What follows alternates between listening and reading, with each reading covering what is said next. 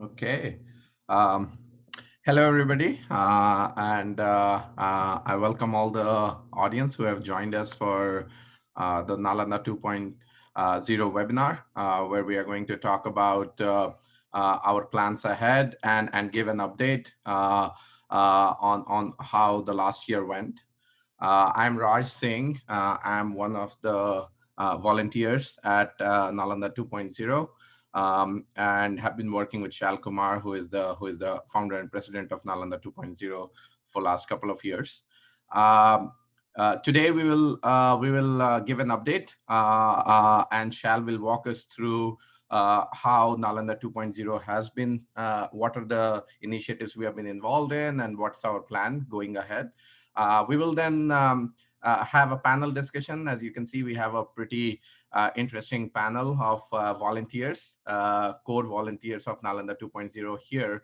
And we'll also try to answer any questions that you all have. Um, just in terms of guidelines, if you need to ask any questions, please submit your questions on the Q&A section at the bottom of the screen. Our volunteers will actually review and screen the questions and pass them on to me. If you need to ask question to any specific panelist, please feel free to write their names. So at this point, I would like to introduce Shal Kumar.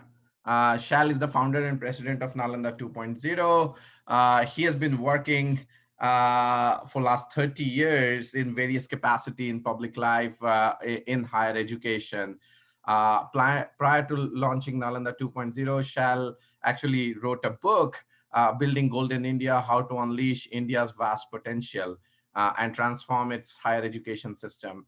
The book received significant acclaim from leaders, right, in business and academia, and is the foundation of this organization.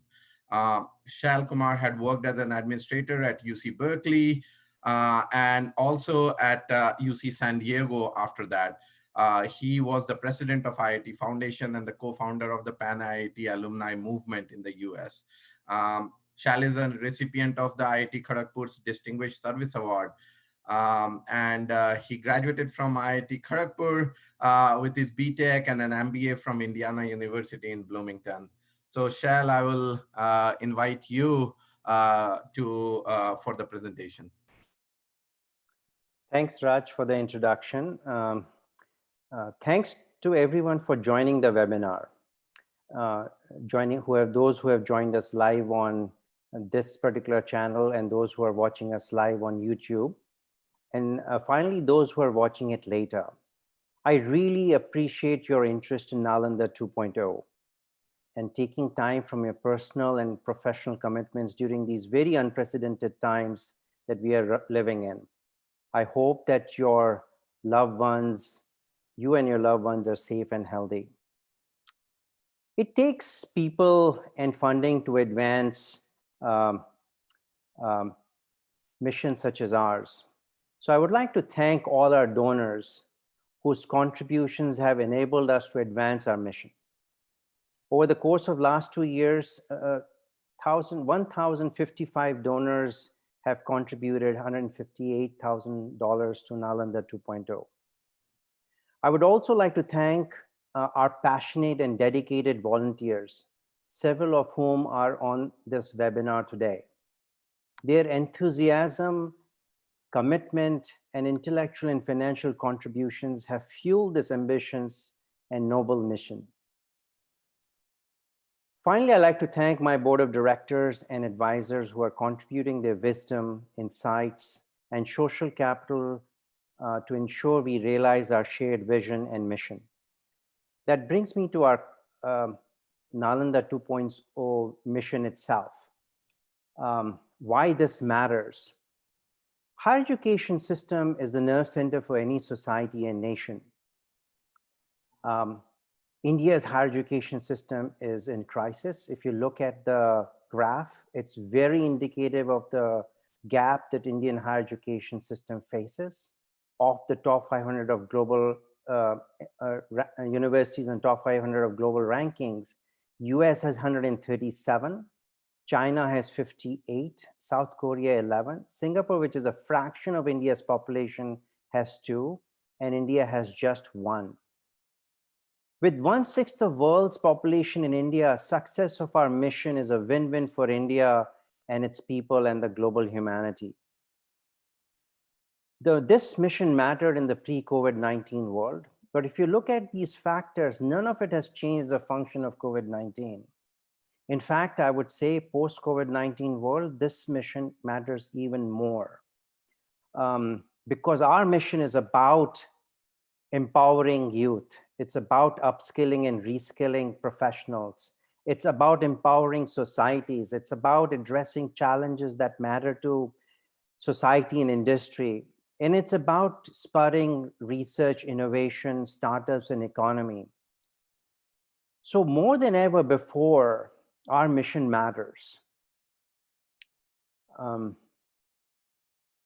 We are, for a mission of this scale, scope, and level of excellence, we are truly grateful for a passionate and diverse and globally distributed team.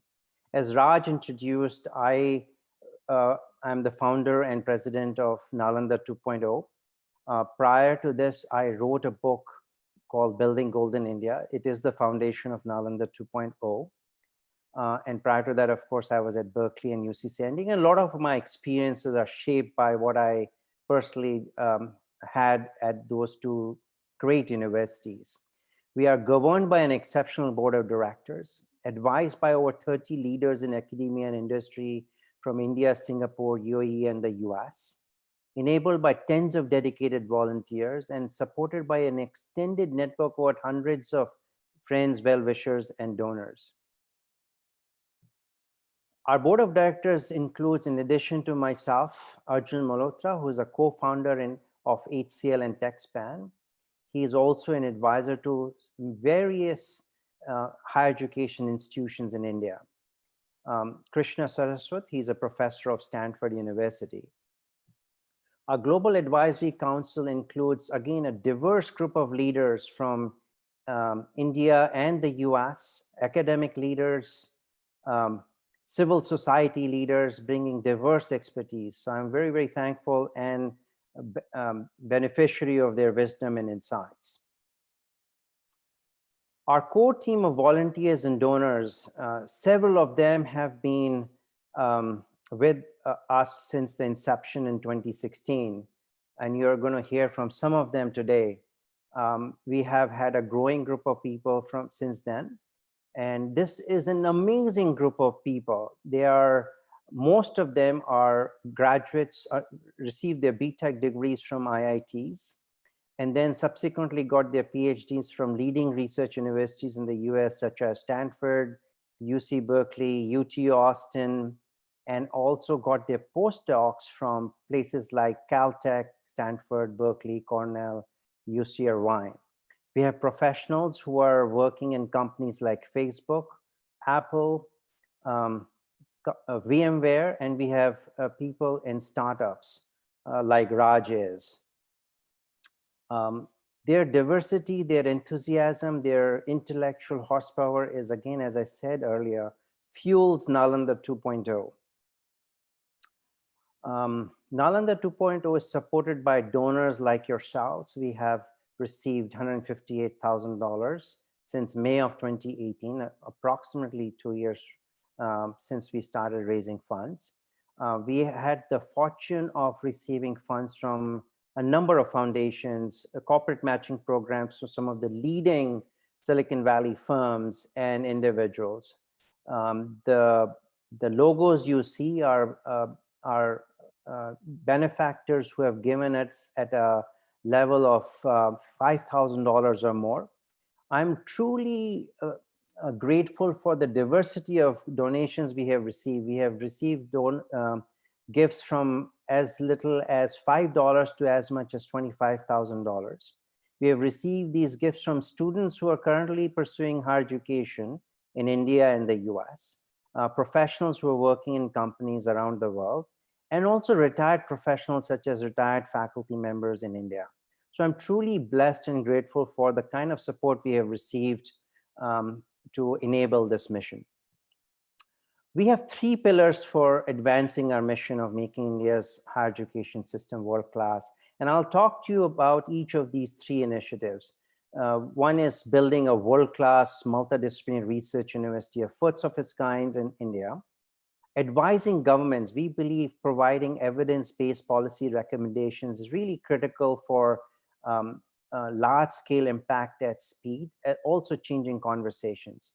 And finally, we believe it's really important to educate stakeholders on the importance and urgency of this mission. Um, I will talk in reverse order of these three initiatives. Um, I'm really excited that in 2019, we partnered with Salesforce, South Asia Force Group, and we conducted multiple employee outreach programs with them. I spoke at the Harvard India conference. We conducted a Facebook Live event, and we also engaged with employees at Amazon, Workday, and Cisco. An article that we wrote, Making India Future Ready, Skilling and Beyond, was published in 2020. Um, since the inception of Nalanda 2.0, this particular thread of our effort is making significant impact we have reached, our talks and panels have reached over 1,500 stakeholders. Our Facebook Live event reached over 6,000 viewers, and it's been viewed since then a number of times, thousands of times. And an article and blog have had over 100,000 likes and views. Given COVID-19, we believe large-scale events are obviously off the table. So we are looking to organize and participate in webinars such as this, writing op-eds and articles going forward. Now, one of the exciting parts of what we, as you probably have recognized, we have an amazing group of people, not just volunteers, but board of directors and global advisory council and advisors. We expect to draw from that and our extended networks to bring very relevant content to all of you in the future. So please stay tuned on this effort. The second major pillar of our initiatives is advising governments. Since inception, which is pretty much after I published the book in 2015, we have been engaging with the Prime Minister's Office, the Ministry of Human Resource Development, Niti Aayog, which is the central government's think tank group, and several state government leaders. Several of our recommendations are incorporated in the new education policy draft report that was published in 2019. And as a result of my engagement and with the group, I was acknowledged in the eminent person subsection of this report when it was released. Last year, we became the knowledge partner for reforming the higher education system in the National Capital Territory of Delhi. This initiative was officially launched in March of last year. And this picture that you see is with the Deputy Prime Minister, Chief Minister of Delhi, Mr. Manish Sisodia. What we did as a knowledge partner for this initiative, we first of all assembled a high-level committee, working very closely with Mr. Jasmine Shah, who is the Vice Chairman of the Dialogue and Development Commission of Delhi, and his team. We assembled a group of people from, again, representing different stakeholders: industry, academia, civil society, government, research, entrepreneurs, primarily from India, a number of them from Delhi, but also from across the world. So we had the benefit, again, of rich, diverse backgrounds and the stakeholder inputs to this committee. We facilitated discussions, ideation, and development of recommendations. And we also developed a draft recommendation report, which includes goals, metrics, policies, and action plans for improving existing institutions, as well as creating new ones. Now, this is a very detailed report, which covers a lot of grounds, a lot of key factors for making a world-class higher education system, such as faculty, governance, performance management, industry, academia relationships, curriculum, pedagogy, and so on and so forth. As you can imagine, the Delhi government, like all governments around the world, are singularly focused on COVID-19. So when we recently spoke with Mr. Jasmine Shah and his team, it was very evident that their entire energy is focused on responding to COVID-19 related matters. So the report that was supposed to be finalized and published in March of this year has been postponed till the wave one of COVID-19 is addressed. And we expect to work on it once that is resolved. Coming to the third pillar of our initiatives, it is building the University of the Future in India, UFI for short, and it would be a first of its kind multidisciplinary research university in India. Right from beginning, we want it to be designed to be a research, innovation, startup, and education powerhouse, and focused on making an impact on all stakeholders, not just students, but also professionals, industry, society, nation, and humanity. We are inspired by Nalanda of ancient India, which was over 1,000 years back, had 1,500 to 2,000 faculty members, 3,000 to 10,000 students. And it preceded all Western universities such as Bologna and Oxford by hundreds of years. We're also inspired by Stanford of the 21st century. The numbers are staggering. Stanford is consistently ranked among the top 5 in the world. In 2019, it was ranked number 2. It has about 2,200 faculty, hundreds of award-winning faculty members, which include 17 Nobel laureates and 16,000 students across various streams. What's remarkable about Stanford, it's an engine for research, innovation, and economic vibrancy. Since 1930s, 40,000 startups, companies that were started by Stanford faculty, alumni, and students have created 5.4 million jobs since. And those that are still in business generated $2.7 trillion in annual revenues in 2013, 2014. And as a testament of Stanford's impact on the society, Fred Terman, the former provost and dean of Stanford, is actually considered the father of Silicon Valley. Now, this chart I have shared with you, India severely lacks in these world-class research universities. I won't go through the numbers, they are very stark. To address this challenge and opportunity, an exceptional group of 23 people, leaders came together in early 2018, and we in Nalanda 2.0 spearheaded this effort in bringing these people together. This is an amazing group of people who represent diverse stakeholder base. They are leaders in academia, they're leaders in industry, they're leaders in civil society and research from India, US, Singapore, and UAE. Their wisdom, insights, credibility, social networks have enabled us to do something that is unprecedented. This group came together and has developed a master plan to building the University of the Future in India. We went through a very exhaustive process in 2018. We spent almost a year looking at all the important things we needed to do in terms of learning, planning, and executing. And we have built a master plan, and we are at a stage of raising funds and finalizing the location. This was pre-COVID-19. So 2019, by the way, I'll come back to current situation. We spent a lot of time crisscrossing the world and the US to talk to philanthropists and influencers and leaders in US, UK, Singapore, UAE, and India. Since 2018, as a fun fact, if you will, I have traveled close to 30% of the time for advancing this particular initiative. And when we were talking to these leaders and philanthropists, it became very apparent that there was tremendous traction and support for building such a university.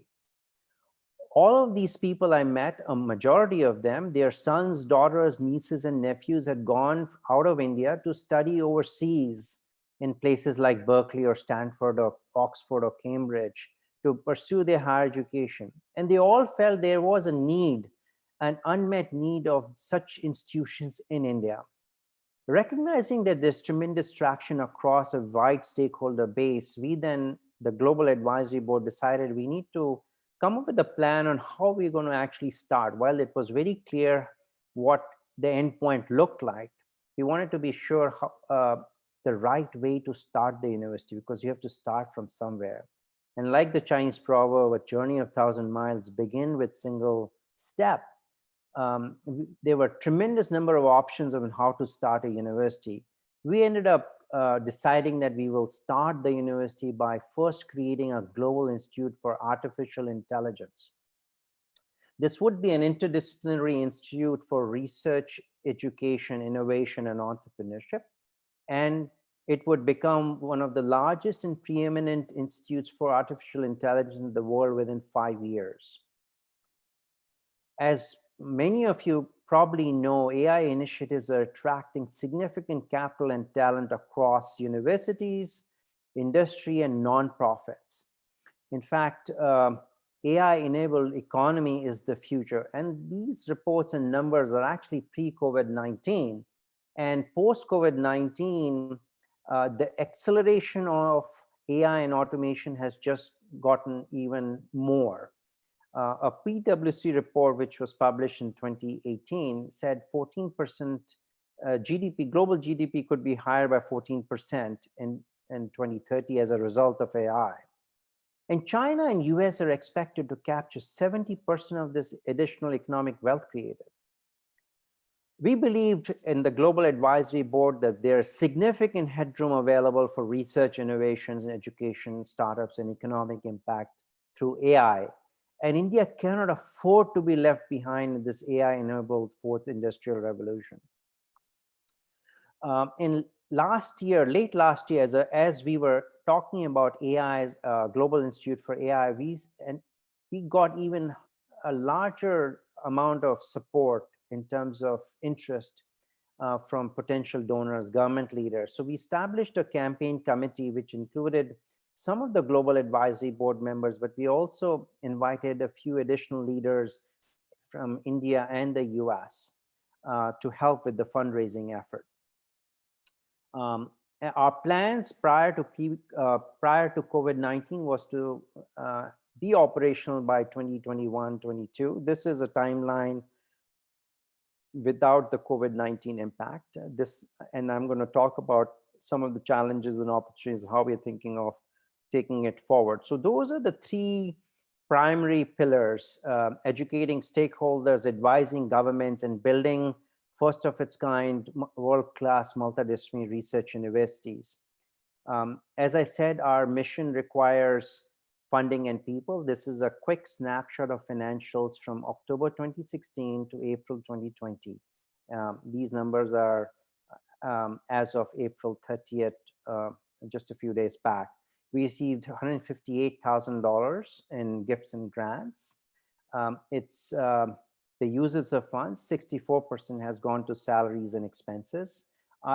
For full transparency, I'm the only full-time person in Nalanda 2.0 and benefit from an extremely generous and extended networks of volunteers and Global Advisory Board and advisors that the names and faces I shared with you earlier. 32% goes in travel. And so the total expense is about $141,000. Cash on hand as of end of April is about $16,000. Again, in terms of, since we are talking about fundraising and financials, it was important for me to share with you that the current salary of $72,000 per year computes about 39% of the salary approved by the board in fall 2017. The board also approved partial payment of the full salary in October 2018 board meeting. And I also want to make a note that no salary was drawn from October 2016 when we launched Nalanda 2.0 to January 2019. The challenges for Nalanda 2.0 and the University of the Future in India initiative are many. There's clearly no near-term mindshare as governments around the world, and especially in India, fight COVID-19 on a very aggressive basis. And that's the right thing to do, but there's an impact of that to the initiative. There's clearly been a relocation of philanthropic funds to urgent lives and livelihood matters. There has been a significant contribution to the PM CARES Fund, which has raised over 10,000 crores to deal with the urgent crisis that's happening in India. Philanthropists who we were talking to have seen a significant reduction in their net worth, anywhere from 30 to 50%. And there's uncertainty of timing and strength of economic recovery, anywhere from 12 to 24 months, depending who you talk to. There has been so much been written on this particular subject. Um, till testing and vaccines are in place, there's also uncertainty and risk of air travel in the next 3 to 12 months. And as you saw the numbers, the Nalanda 2.0's cash on hand covers payroll for 2 more months. Those are the challenges, but we also have opportunities for the initiative. Um, we were already thinking of creating a University of the Future in India that was meant for making an impact on students, professionals, industry, society, and nation and the humanity. But we clearly recognize that COVID-19 has shaken the world of higher education system. Institutions around the world, not just US, but around the world, higher education institutions have been rocked by, and we are all looking for a new normal. The advantage, to the extent we have an advantage, we are a startup university, we haven't created any legacy, so we can design a university that is informed by the new normal. We can make it, we can focus our research, education, enterprise to be more impactful for near-term challenges posed by COVID-19. In 2015, I believe Bill Gates had spoken at a TED conference. He gave a TED talk where he said microbes were going to be more, microbes more than missiles, as in terms of defining the challenge of the 21st century. And he was right. Now people are clear that COVID-19 is obviously an issue, but there'll be future pandemics. So we have to recognize and build a university that is much more responsive to what we know is going to be new normal. It's going to be more digital, more agile, and more financially sustainable. So we think there are some very relevant opportunities for Nalanda 2.0 and UFI in the post-COVID-19 world. And we are, so summarizing our plans, we are, for the university initiative, we are actually going through a very extensive, detailed, thorough refining of plans for us. Starting April last month through June, we expect to refine our plans, and then we'll execute those plans. In terms of advising governments, where we are changing conversations and affecting policies, we're planning to finalize a report as soon as the COVID-19 phase 1 response is completed by the government. We'll continue to conduct webinars and write op-eds in terms of the third priority.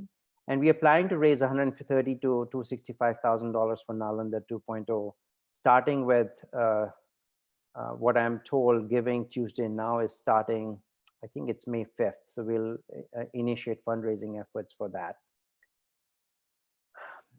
To end, I want to just say that we are well poised to achieve our plans. We have a noble mission. We have a committed and exceptional team. And as a function of working on this initiative for the last 6 years, between writing the book and then launching Nalanda 2.0, and now having an incredible network of people who are advising us and helping us, including the team that you'll hear from, we have insights and credibilities and momentum going into the new world that we are in. How can you support this mission? First of all, of course, I want to acknowledge and thank you for your interest and support already. But going forward, you can engage with us on social media, spread the word. We are going to, starting a survey, and Deepan will talk a little bit more about it. You can take and share that survey. And of course, you can donate to Nalanda 2.0 and of course, fundraise for Nalanda 2.0. Again, I want to thank you for this time, and I will now give it back to Raj. Thanks, Shal, for the update and walking us through the journey. It's always extremely exciting to see where we are from where we started just a couple of years ago, and even more exciting to think where we will be soon. So uh, I would like to remind you all that you can all ask questions, and if you're watching this stream on Zoom, then there is a Q&A button at the bottom of your screen, and you can type your questions either in general to any one of us or specifically to any of the panelists. Um, I would like to introduce the panel quickly. We've already introduced Shal, um, but we also have Rakesh Mishra with us. He is the co-founder of Uhana, which makes mobile internet more affordable and capable for the masses. And his company was recently acquired by VMware last year. So congratulations to him. And he's working in VMware now. He's based out of Palo Alto. He has a PhD from Stanford and a BTech and MTech from IIT Madras. We also have Deepan Raj Prabhakar, and he's currently a postdoc researcher at UC Irvine. And he obtained his PhD from Berkeley, and with a BTech and AmTech from IIT Madras. So strong contingent from IIT Madras here. And we also have Rishikesh Rajalkar. Rishi is a bachelor and master's in engineering from IIT Madras. And Rishi works in a biofuel-based startup, C6 Energy Private Limited, and he's a principal engineer there. So we have a pretty good breadth of panelists, and I would like to start with a few questions. So I think the first question that comes to my mind is Shal, while we talked about all these things, what was the motivation to start Nalanda 2.0 and the UFI initiative? And why suddenly, and when did this happen? Uh, Thanks, Raj, for the question. There's several deeply personal reasons for starting Nalanda 2.0. First of all, I am who I am because of my education, especially higher education. And so I wanted to do my part in making excellent higher education available for all. Second, my father was in the Indian Army. And so starting class second, I studied in Kendriya Vidyalaya in places like Pathankot, Jammu, Sikandrabad, Bhopal, Delhi, Pune. Um, as as a KV student of Kendriya Vidyalaya, we used to sing, one of our songs was Bharat Ka Swarnim Gaurav, Kendriya Vidyalaya Laega, Takshila Nalanda Ka Itihas Laut Kar Aayega. So it's amazing how these small things affected me. It's really about a song of bringing back the India's golden age, and bringing back the glory days of Takshashila and Nalanda. Years later, I wrote a book, as you said, Raj, and it's titled Building Golden India. And one of the chapters is about Nalanda of ancient India. And one of our initiatives is in fact inspired, the UFI initiative is inspired by Nalanda of ancient India. The third thing is that after 15 years of volunteering for IIT Kharagpur alumni and its network and Pan IIT, it became really clear to me that my passion was higher education. So I joined UC Berkeley, and I was there for 5 years. Then I joined UC San Diego for a year. So for 6 years, I had a unique opportunity to work with the top leadership of these universities, faculty members, deans, and staff. And I was just amazed by the quality, passion, and commitment to student learning outcomes, conducting research, and making an impact on the society and industry. And I realized then that Indian institutions are way behind. There's a huge gap between the top institutions in the US and what's happening in India. I also felt that India is punching well below its potential. We have amazing people, but our institutions are punching well below their collective potential. And we are missing the upside of that comes with having world-class multidisciplinary research universities like that we talked about, and is represented in a lot of the experiences this volunteer group has. So I wanted to do my part in making this change happen. So I wrote the book first and then launched Nalanda 2.0. Hopefully that gives you some flavor of why I started.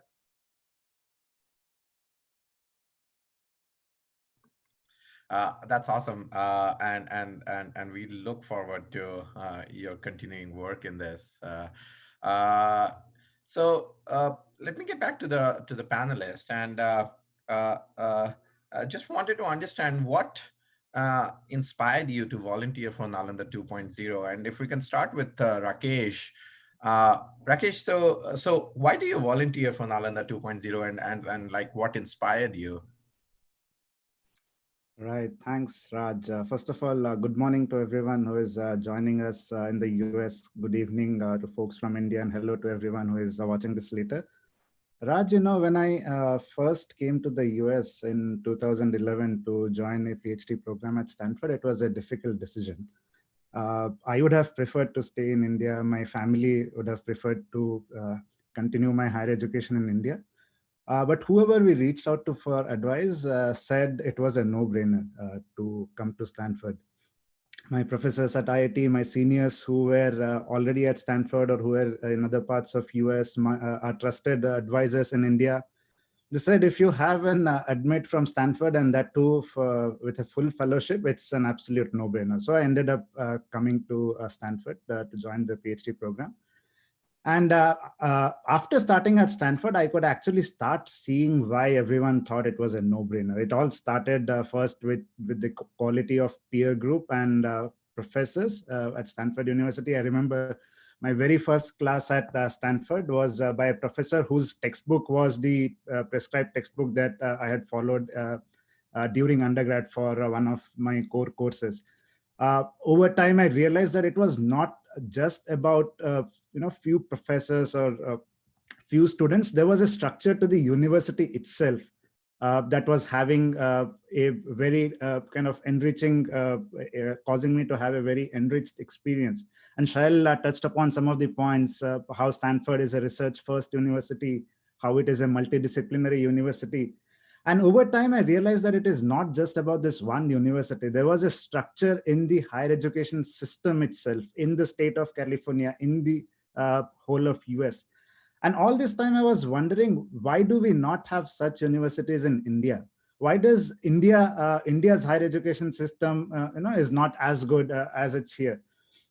And what can we do to make India's higher education system better? And fortunately, in 2016, towards the end of my PhD, I happened to meet Shail. Deepan, who is here, actually played a key role in me getting to meet Shail. And when I heard Shail's idea, I realized uh, he had been thinking about exactly the same questions, and he was much farther ahead in that journey. He had already written a book. He was thinking of starting a nonprofit at that stage. This was, I think, in late September 2016, just before the launch of Nalanda 2.0. So when he said that he's thinking of launching a nonprofit and is looking to put together a team, I said, I am in. This is exactly what I have been wanting to do myself. So let's do this together. Let's make India's higher education system world class, and let's make sure. I mean, of course, both Shail and I had to leave India, come away from our homes to in search of better higher education.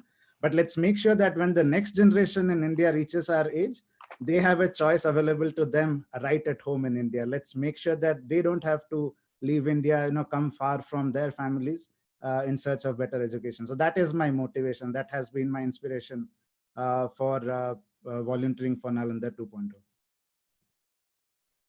That's awesome, Rakesh, and it's been a pleasure working with somebody like you. I'm glad Deepan got us connected and got you to meet with Shal. Uh, Deepan, why don't you answer the same, right? Why do you volunteer? How did you start? Thanks, Raj. Hello to all the audience. Thanks, Rakesh. So let me just, build on what Rakesh said. My experiences were very similar. I studied in India, then moved to US for PhD, and I have been grappling with the same question. Why do we lack quality higher education infrastructure? And as Rakesh pointed out, I think there is a structure and ecosystem to the US higher education ecosystem that makes it such a strong force. Uh, Let me just build on what Rakesh said. He covered most of the personal points. So from India point of view, I think India is at a very critical juncture for the reason that India's demographics is still very young. And there are big opportunities that are up for grabs, which Shail mentioned, which is in particular the era of artificial intelligence. So the question is that, can India grab these opportunities? The answer is not a trivial one. We can, provided we make transformative changes across sectors, and we really need transformative changes. I think that's a no-brainer. And education is one of those very key sectors for the reason that, it not just prepares us with the necessary skills, but it plays a very fundamental role in shaping how we think, our character, how we learn, how we approach to problems and challenges, and how we solve them. So in short, education plays a key role in shaping our character and a nation's character. And it is what determines whether we achieve excellence or not. And excellence is the key game here. It's only if we excel, we can be one of the successful nations in this century. And examples of education being key are abundant in history. As Shail pointed out, India had Nalanda 2.0 and Nalanda University and Takshashila as well in the past. And US is a great example of importance of education in the current era. So it is, transforming education for this reason is very, very indispensable. And hence I consider Nalanda 2's vision and mission very timely, critical, and laudable. And that's why I'm so excited to be part of this initiative and motivated to volunteer for Nalanda 2.0. Great, Deepan, and we both went to Berkeley together. So Of I'm course, I'm yeah. I'm glad that you feel that way, and I agree with you. Means for a lot of us, it has Yeah. been an opportunity to study in these world-class universities, but we have always asked questions on why we can't create some or have these opportunities in India, because everybody who deserves it does not even get the opportunity to do it. That's also a Yeah. factor, right? Yes. Uh, Rishi, you might have a little bit of a different perspective, but tell us about your story on how you started to volunteer for Nalanda and why did you decide to do it? Thanks, Raj. Thanks for introducing me. Thank you, Shail, and thanks all for all other panelists. So I came across Nalanda sometime in mid 2018, and perhaps Deepan had to play a major role in me coming across Nalanda as well. So when I imagine a world-class institution where people from various backgrounds, students from various backgrounds, faculty members teaching several subjects come together, there's so much interesting conversation happening. You just bump off your ideas across with students from different backgrounds. I think we are lacking such an institution over here. All right, and I strongly believe that future is actually moving towards such collaboration, such interdisciplinary research. So that is something that is truly lacking in India. And more we think about having such a university, we keep asking ourselves, okay, why do we have why do we not have such a university already? And or let us say, even if you think about how to make it happen, you are again posed with several other questions. So to me, it is about coming up with a proof of concept, really.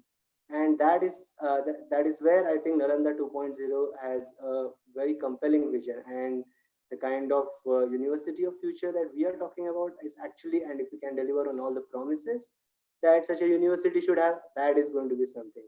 So that's the driving force that I have in contributing towards Nalanda 2.0. Mhm.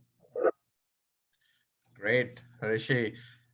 So I'll move a little bit faster. I see there are a few questions from the audience, and we'll pick them up after this round of questions. And I think we should be able to answer all of them.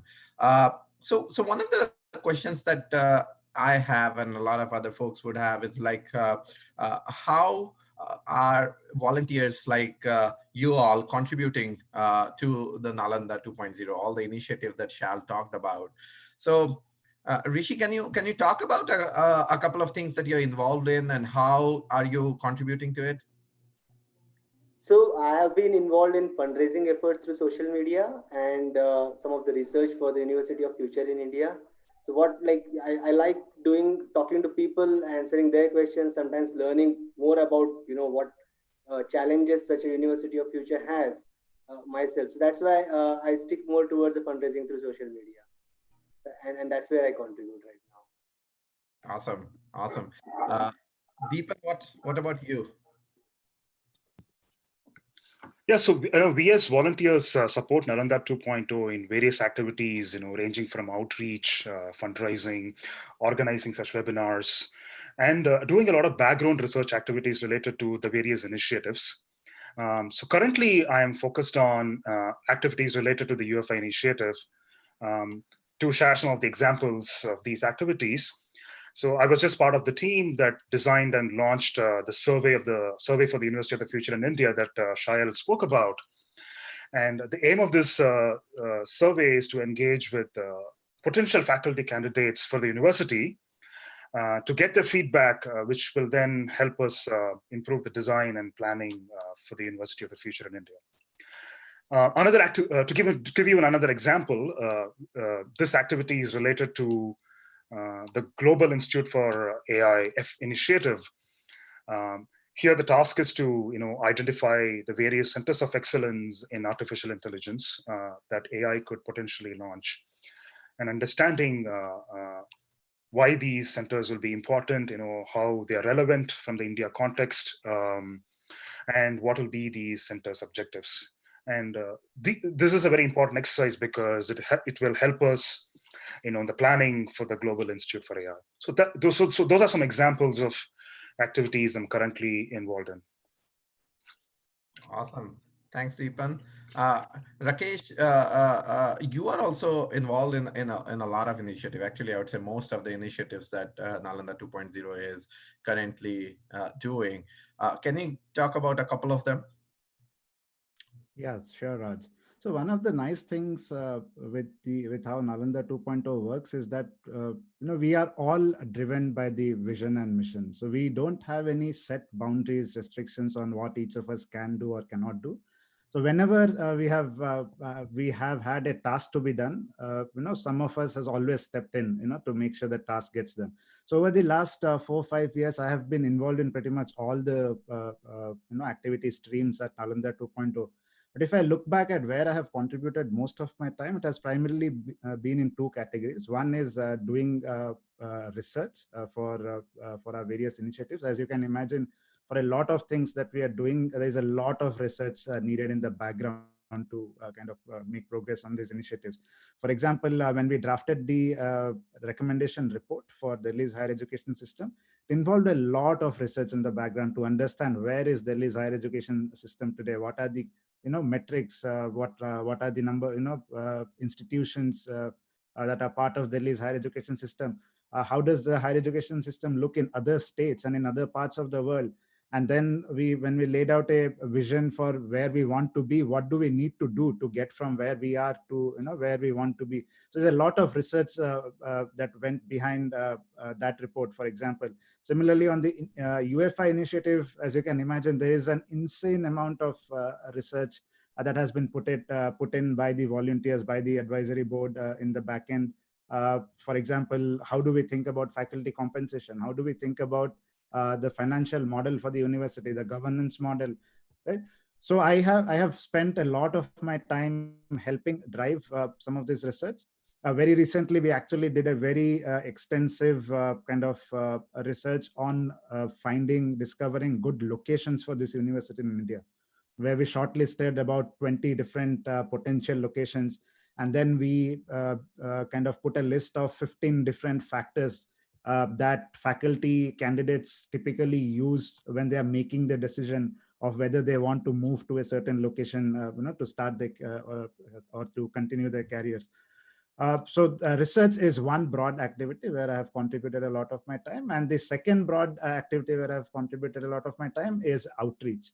And outreach has two broad objectives at Nalanda 2.0. One, we do outreach for educating stakeholders, like Shail mentioned.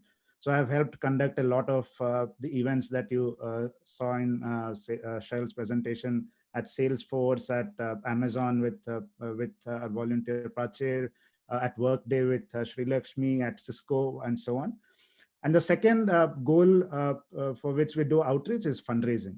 So I have also helped in doing a lot of outreach for fundraising for Nalanda 2.0. So that's where I have contributed most of my time in the last few years.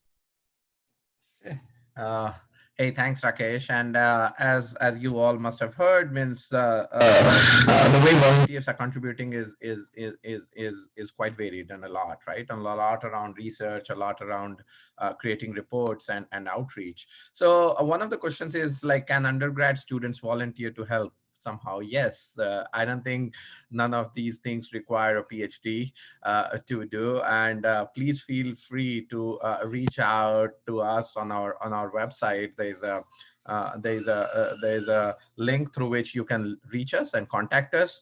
And I think Shal or any one of the volunteers will reach out to you. We would love to work with motivated folks. Okay, so I'm seeing a bunch of questions, and I'll try to get a couple of questions together, right? So one of the questions, and probably Shal, this is for you, is like, is why are we like, what's the whole idea, and why not being just focused on the UFI initiatives? And within that, why are we not partnering with an upcoming university like Ashoka, or let's say like IIT Gandhinagar, or a number of other new initiatives that have been started? So why don't we partner with them and improve what they can be, rather than creating having an idea of creating a new university? No, thanks, Raj. I think it's a very important question, and something that we have considered in the past. So for instance, as if you recall, I was a very active volunteer for 15 years with IIT alumni and the Pan IIT system. And it was essentially about what could I do to improve IIT itself. And as a result of that experience, as well as working at Berkeley and UC San Diego, it became, and of course, after writing the book, it became clear to me that IIT system has some structural weaknesses. There, obviously, I'm a beneficiary of the IIT system, and I'm a proud IIT alum, but there are some structural weaknesses with all public institutions in India, not just IITs, but also IICs, NIITs, etc. And those are fundamental problems. Those are just fundamental problems in terms of faculty compensation, in terms of culture that exists in these institutions. So as a result of that insight and understanding of what is a problem or what is holding these institutions back, of course, on one level, there is the advocacy piece of affecting policy level changes that we are doing, or having conversations with policymakers and influencers at that level. But it became apparent that creating a new type of institution from ground up, on first principles basis, recognizing what's happening around the world, learning from the best, is an opportunity to create a new model a new type of university that can really create a step level, an orders of magnitude change in the impact we can make in India. So that was the reason why we chose to create a new university. And right now we are calling it the University of the Future in India. This would be a private non-profit university. So it won't have the structural disadvantages that currently public institutions in India face, and it'll have the benefit of us doing everything right from in design through inception to early execution to building it forward. The second related question was, why don't we partner with other private nonprofit institutions like Ashoka? I heard you say it's an excellent idea, but I think a lot of as we were investigating and talking to a lot of these institutions, new type of institutions, no one in particular, we recognize there is a difference in the approach. A lot of these new institutions have gone with education first model. And of course, education is really important component of what we want to create. But I think a big difference in UFI approach is saying research first. In fact, the design thinking in terms of what we have in our master plan, we have thought about creating graduate level programs first, and then going PhD, then masters, then undergraduate in a sort of non-traditional manner. And that's a fundamental uh, difference between most universities in India and us. And we think this has a better chance of creating the DNA, the culture that we want to create, to really unleash the power of a world-class multidisciplinary research universities. It doesn't mean we won't collaborate with institutions in the future, but to create one that establishes a new model, has a huge impact. That's something unique, and we think we can pull it off.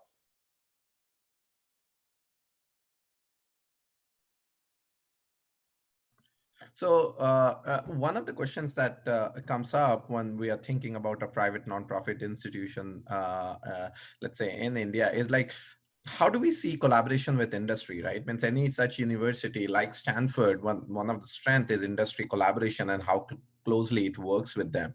So how do you see Indian industry getting involved into this, and through research or funding, or so how are we seeing that academia and industry collaboration there?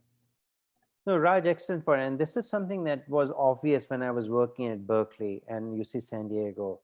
These are very engaged universities. And as I was doing research for my book, and since then, it is a fundamental value proposition that we want to create, right? And if you remember the stakeholders, the way we define stakeholders for UFI, it's students, it's professionals, it is industry and society and humanity. So we want to really create that culture of engagement. And that is why if you look at the Global Advisory Board, it's by thought includes leaders from industry.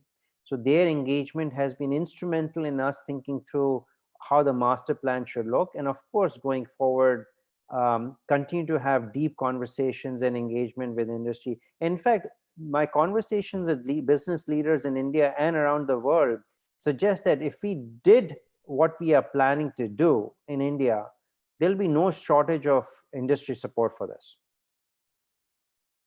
Interesting. So actually, industry is probably more of a cheerleader, like, please have a university with whom we can work and without the restrictions that are currently there. And that's a very interesting insight. So probably that answers that question. So tied to it, and probably this is the last question, we have a couple of minutes left, is uh, uh, to create a university of this magnitude and this caliber, funding is absolutely important, right? With collaboration, and funding has multiple sources, as well you would know. A university like Berkeley or Stanford gets money from private donations, from industry, from public sources, research funds. So how do we see that happening for UFI in India? And how do you think UFI is gonna solve that shortage issue? Yeah, no, I think in some ways it's a sort of a catch-22. If not have a world-class institutions, talent goes overseas for studying, And even funding follows that. If you followed the news, organizations like Tata Trust and others have put in a given significant amounts of funding to universities in the US, for instance, Harvard and UC San Diego and USC and others. And it's because such institutions don't exist in India. Now, the thing is, if we create such an institution in India, these business houses and leaders will contribute to institution like ours that we are proposing to build. So I don't see that as a limitation. Of course, as I mentioned in my few slides, in COVID-19 has had an impact. So there's a near-term impact, but long-term, I see, I'm very bullish and optimistic about generating funding from multiple sources, including the industrial houses in India. Great, and I think a lot of us have seen that a lot of folks from India actually donate quite significant amount of capital to universities here. So that I think should not be an issue. So I think we are over time at this point, and I would like to thank Shal, you, and all the panelists for taking out time and discussing this. For all the audience, I would like to remind you, you can always go to nalanda2.org and you can reach us, you can contact us. So Shal, any closing thoughts before we close this? Yes, no, thanks Raj for moderating the panel. I want to thank again Rakesh, Deepan, and Rishi for participating and sharing your perspectives. In closing, I do want to iterate a few thoughts. Nalanda 2.0 is on a mission to make India's higher education system world-class. It is about empowering its youth, professionals, and citizens. It is about empowering societies, addressing problems that matter to industry. It is about spurring research, innovation, startups, and economy. In a post-COVID-19 world, this mission matters more than ever before. With 1.3 billion people in India, which is close to 1/6 of the world's population, advancing this mission is a win-win for India and its people and the global humanity. Now, we are well poised to advance our mission and plans. We have a committed and dedicated team. We have the insights, credibility, and momentum going forward. With your help, we can make it happen. Thank you. Thank you, everybody. Thank you, everyone.